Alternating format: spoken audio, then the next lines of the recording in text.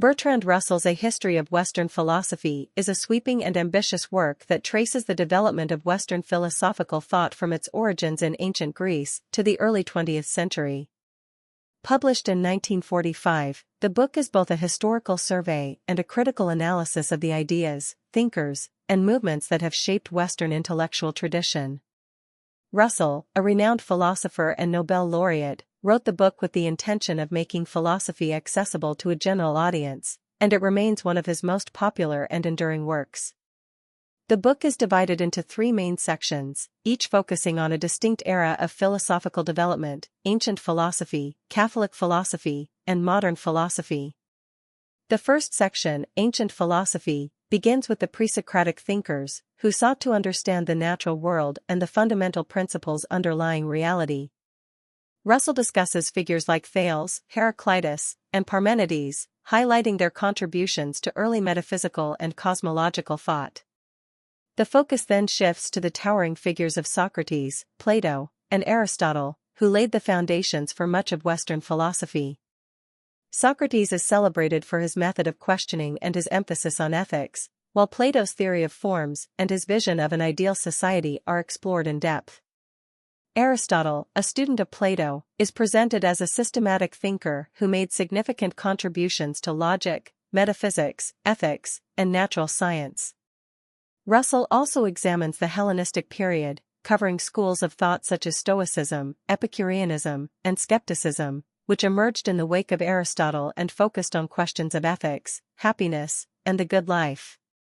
The second section, Catholic philosophy, delves into the medieval period, during which philosophy became deeply intertwined with Christian theology. Russell begins with the early Church Fathers, such as Augustine, whose work synthesized Christian doctrine with Platonic ideas. He then explores the scholastic tradition, particularly the work of Thomas Aquinas, who sought to reconcile Aristotelian philosophy with Christian teachings. This section highlights the ways in which medieval philosophers grappled with questions of faith, reason, and the nature of God, often within the constraints of religious orthodoxy. Russell also discusses the broader cultural and political context of the Middle Ages, including the influence of the Catholic Church and the rise of universities as centers of learning.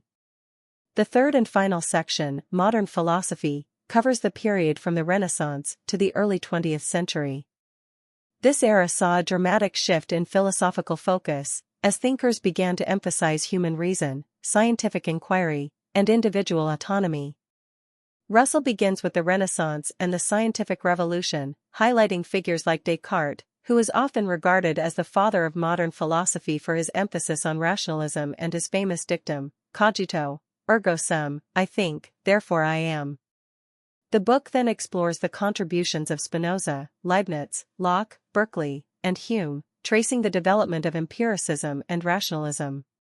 Kant's critical philosophy, which sought to reconcile these two traditions, is given particular attention, as are the subsequent reactions to his work by German idealists like Hegel. Russell also examines the rise of utilitarianism, Marxism, and existentialism, as well as the impact of scientific discoveries and social changes on philosophical thought. The book concludes with a discussion of early 20th century thinkers, including Nietzsche, William James, and John Dewey, whose ideas continue to influence contemporary philosophy.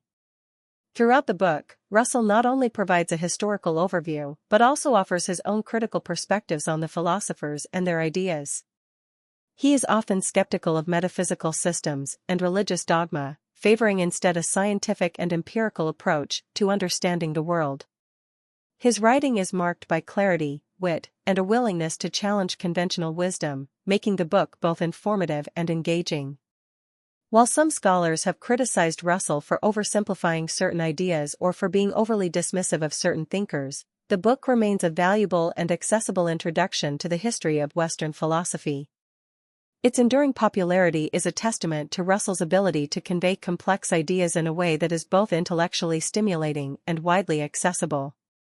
In sum, A History of Western Philosophy is a landmark work that continues to inspire and educate readers about the rich and diverse tradition of Western thought.